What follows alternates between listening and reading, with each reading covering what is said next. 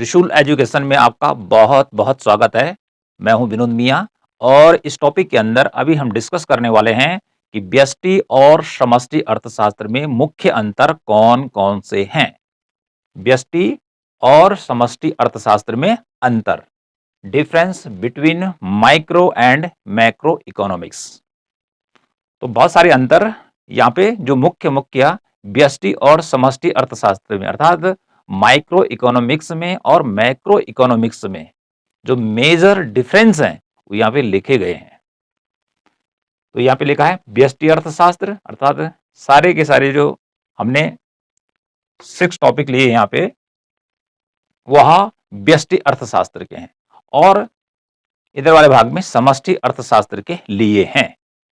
तो व्यष्टि अर्थशास्त्र का जो अपोजिट होता है वो समष्टि अर्थशास्त्र होता है और समष्टि का जो अपोजिट होता है वो व्यष्टि अर्थशास्त्र होता है। इसके साथ ही आपको बता दें कि व्यष्टि अर्थशास्त्र को सूक्ष्म अर्थशास्त्र भी कहते हैं, माइक्रो, ओके, और समष्टि अर्थशास्त्र को व्यापक अर्थशास्त्र भी कहते हैं।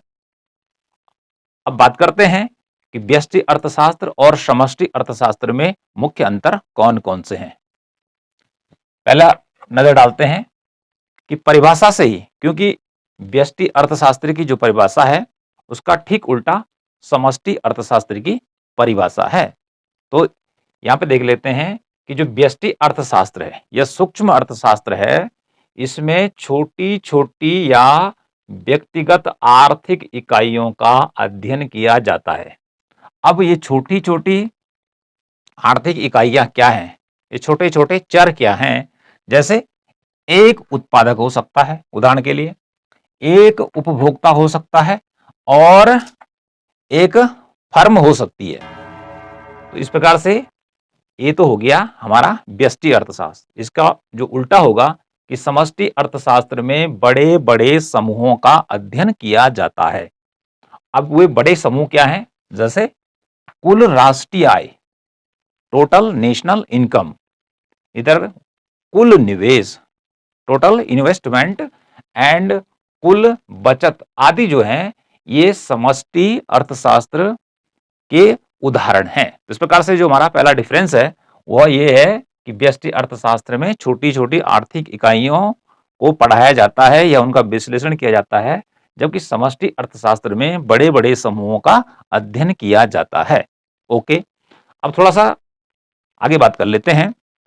जैसे एक उत्पादक है जो किसी वस्तु का उत्पादन करता है, तो जो उत्पादक है उसकी एक फैक्ट्री हो सकती है, वह एक कंपनी का मालिक हो सकता है। माना कि उसकी जो फैक्ट्री है वह है कपड़ा बनाने की, तो कपड़ा बनाने वाली जो फैक्ट्री है वह एक यूनिट या एक इकाई कहलाएगी। अब हो सकता है कि उस फैक्ट्री में 5,000 वर्कर काम कर रहे हों या 1,000 वर्कर काम कर रहे हों, लेकिन वह एक इकाई मानी जाएगी। ओके, इसी प्रकार से जैसे हम बात कर रहे हैं एक उपभोक्ता की, तो अकेला भी उपभोक्ता हो सकता है या उसका पूरा परिवार भी उसमें आएगा, लेकिन वह एक ही माना जाएगा। ओके, क्योंकि मान लें कि सूती वस्त्र उद्योग है, किसी एक फैक्ट्री की बात कर रहा हूं मैं, ठीक है, उसमें हजारों वर्कर या जो श्रमिक हैं कार्य कर रहे हैं और अचानक फैक्ट्री क्या हो जाती है, बंद हो जाती है, तो पूरी अर्थव्यवस्था पर उसका कोई असर नहीं पड़ने वाला, नगण्य असर है, क्योंकि कपड़ा बनाने वाली जो सूती वस्त्र की है वो अनेकों फैक्ट्रियां हैं। तो इस प्रकार से एक और उदाहरण देखते हैं कि जैसे एक स्कूल का उदाहरण लेते हैं, तो एक स्कूल में हो सकता है कि छात्र संख्या 2,000 भी हो सकती है और 3,000 भी हो सकती है, ठीक है, या 50 भी हो सकती है। तो इसको एक इकाई माना जाएगा और यह जो विश्लेषण का विषय होगा यह होगा व्यष्टि अर्थशास्त्र का। किसका होगा? माइक्रो इकोनॉमिक्स या सूक्ष्म अर्थशास्त्र का होगा। ओके, क्लियर हो गया होगा। और यहां जब हम बात करते हैं तो कुल राष्ट्रीय आय की बात कर रही है, मतलब पूरे देश की एक वर्ष में आय। कुल निवेश, एक देश में पूरा निवेश कितना हो रहा है, या पूरी दुनिया की बात ही कर लें, कुल निवेश कितना हो रहा है। ओके, देश की जीडीपी कितनी है, टोटल जो है सकल घरेलू उत्पाद कितना है एक वर्ष के अंदर। तो ये चला जाएगा हमारा कहाँ, समष्टि अर्थशास्त्र में, और इधर ये चला जाएगा व्यष्टि अर्थशास्त्र में। पहला अंतर हो गया।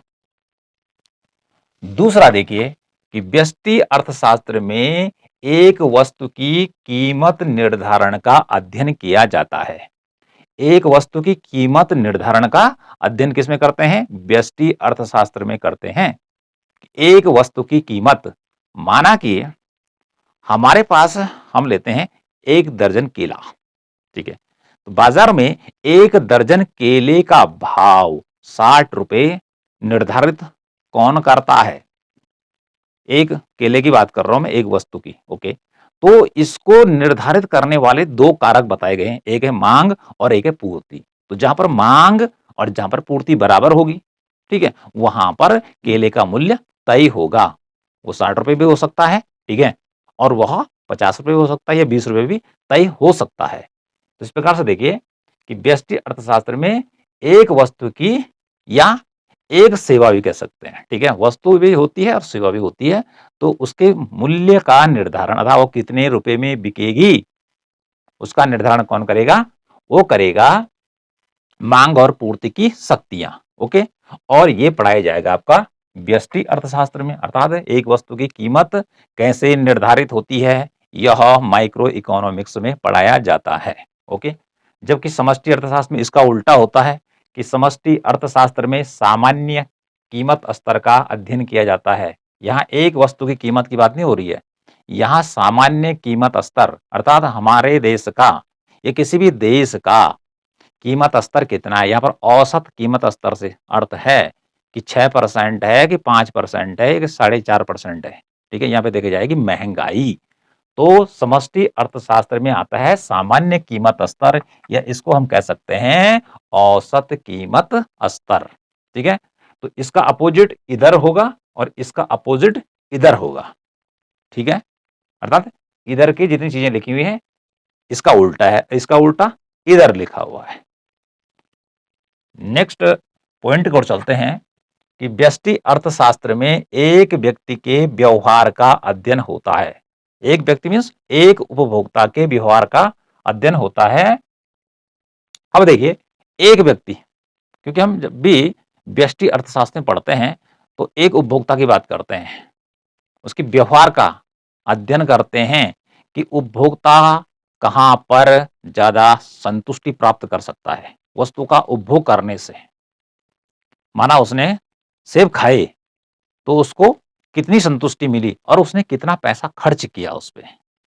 तो उपभोक्ता क्या देखता है इसमें, अर्थात यहाँ क्या पढ़ाया जाता है कि उपभोक्ता अपनी आय का कम से कम भाग खर्च करना चाहता है और अधिक से अधिक संतुष्टि प्राप्त करना चाहता है, कि जैसे मैंने आपसे बात की सेब के बारे में, ओके। तो यहाँ पर एक उपभोक्ता के व्यवहार का अध्ययन किया जाता है या होता है। इसके ठीक उल्टा समष्टि अर्थशास्त्र में क्या होता है कि समाज एवं सामाजिक व्यवहार का अध्ययन किया जाता है। यहाँ पूरा समाज आता है, ठीक है, जो कि आर्थिक क्रियाओं में लगा रहता है, क्योंकि अर्थशास्त्र में आर्थिक क्रियाओं का ही अध्ययन किया जाता है। तो यहाँ पर पूरे देश के लोग आ जाएंगे इसमें, जो कि आर्थिक क्रियाकलाप कर रहे हैं, चाहे वो कृषि में काम कर रहे हैं, चाहे उद्योग धंधों में काम कर रहे हैं, ठीक है, चाहे वो गवर्नमेंट जॉब में काम कर रहे हैं, अर्थात किसी भी सेक्टर में यदि काम कर रहे हैं तो संपूर्ण अर्थात देश के समस्त लोगों का जो व्यवहार का अध्ययन होगा इसमें किया जाएगा, ठीक है, कि उनको कितनी संतुष्टि मिलने वाली है अपनी आय को खर्च करके, ओके।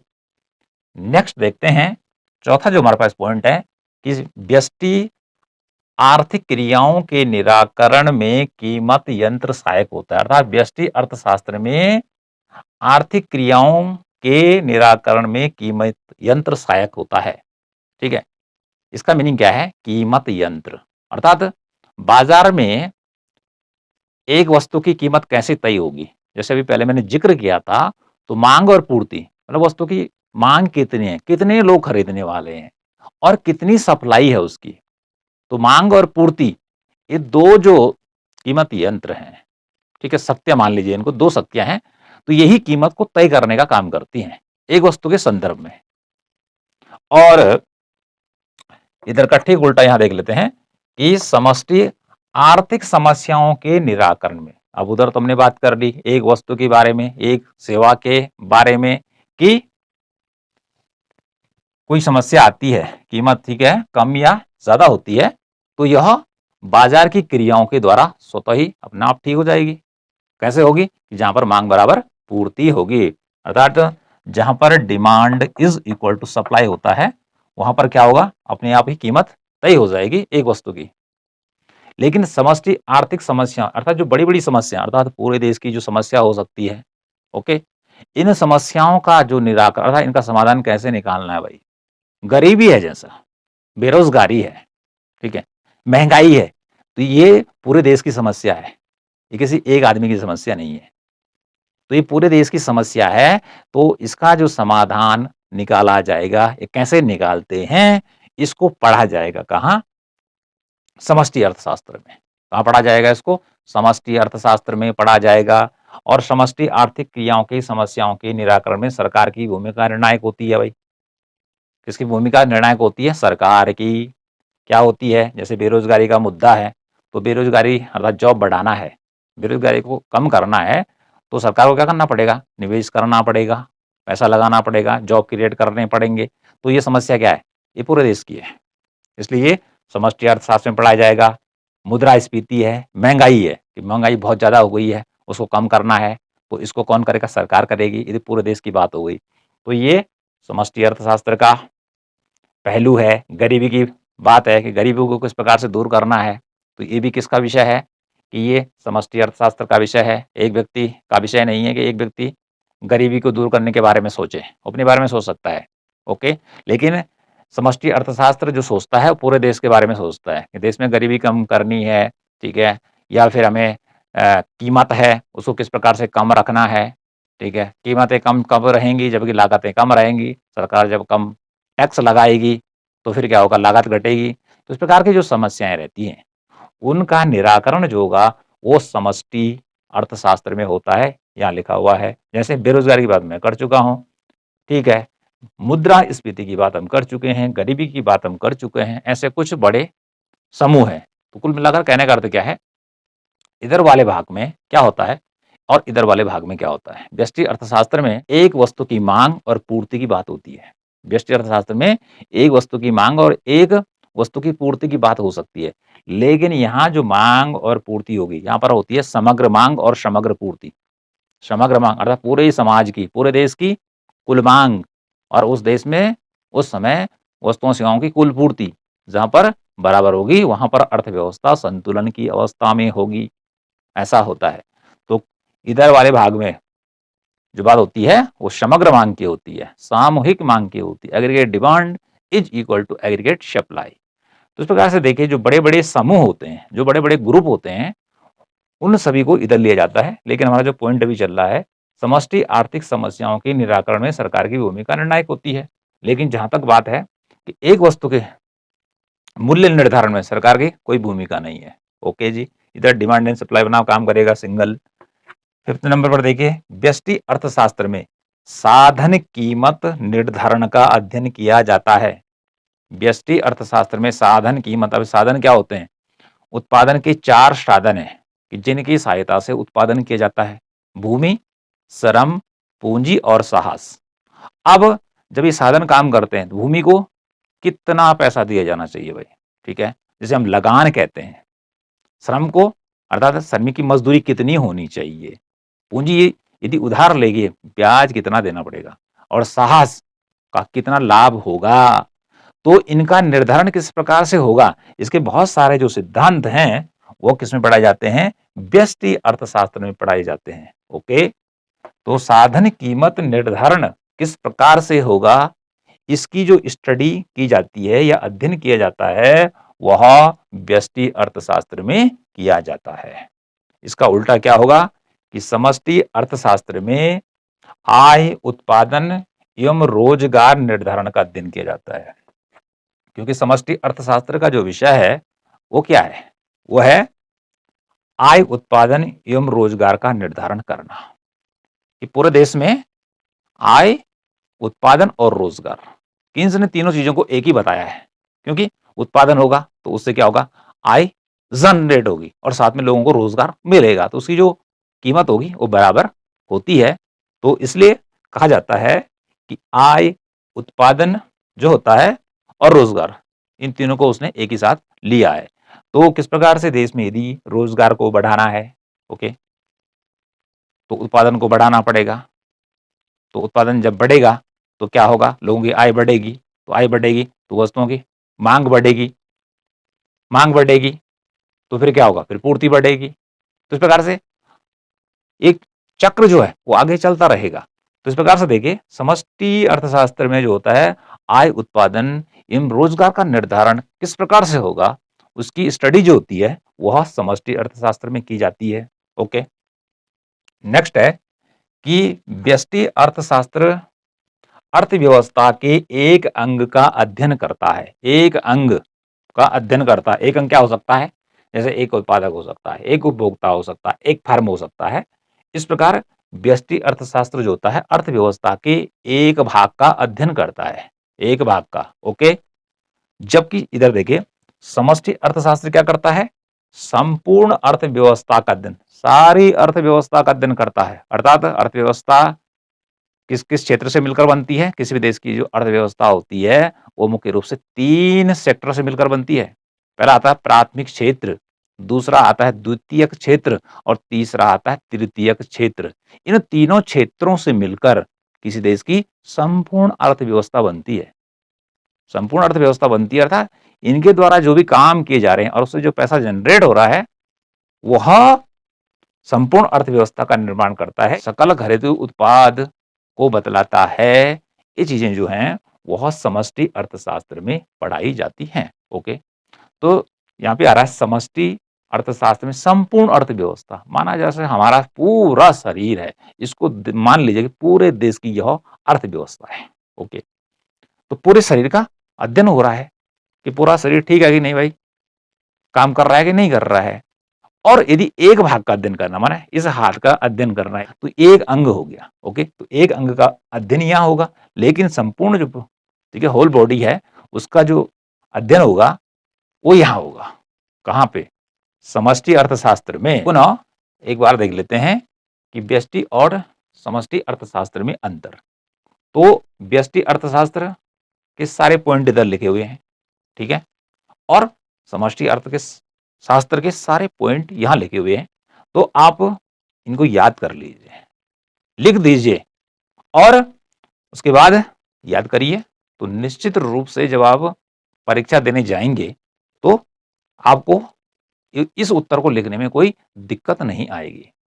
अब यहां पर ये जो टॉपिक हमने सारे बताए ये ऑलरेडी हम पढ़ा चुके हैं। आप इनको त्रिशूल एजुकेशन जो हमारा चैनल अभी चल रहा है जिसपे वीडियो, उसकी प्ले लिस्ट में जाइए।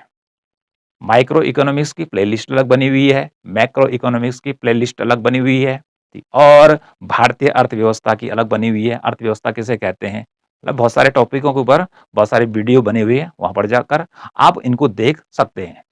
अब बात करते हैं यहाँ पर कि यदि ये जो टॉपिक हमने अभी आपको बताया इसमें से यदि कोई पॉइंट आपके जीवन में मददगार होता है तो चैनल को आप सब्सक्राइब कीजिए और अपने साथियों के साथ इसको शेयर भी कीजिए।